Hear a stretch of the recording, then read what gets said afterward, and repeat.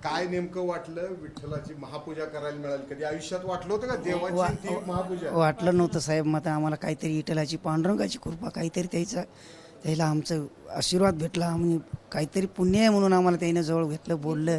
आमच्या मनात नव्हतं ना ध्यानात नव्हतं. आम्ही दर्शन घ्यायला आलतो मधामध्ये. साहेबांना आम्हाला बोलिले माळकरी हास का म्हणले. माळकरी हा साहेब म्हणलो आम्ही दोघं बी. आमचा येसनना काही जीव सुद्धा वाटला नाही. आणखीन किती वाजता दर्शनाला उभारला होता रांगेत? आम्ही 1ला उभं राहिले होते साहेब. म्हणजे पहिल्या शेडला बर 1ला. हा 1 वाजेपासून इथं 9:30ला मधात आतमध्ये आल्या मंदिरात. बर. काय नेमकं देवाला काय मागितलं?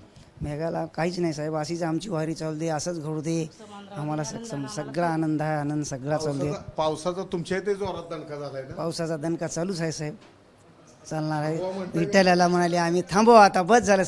पांडुरंगाला म्हणाले बस झालं आता, खूप झालं पाणी, आनंद झाला सगळा. आता पाणी भरपूर कमी पडणार नाही. मग आता थोडं शांत उघडून जावं म्हणायला, पांडुरंगाला उघडून जावं म्हणायला.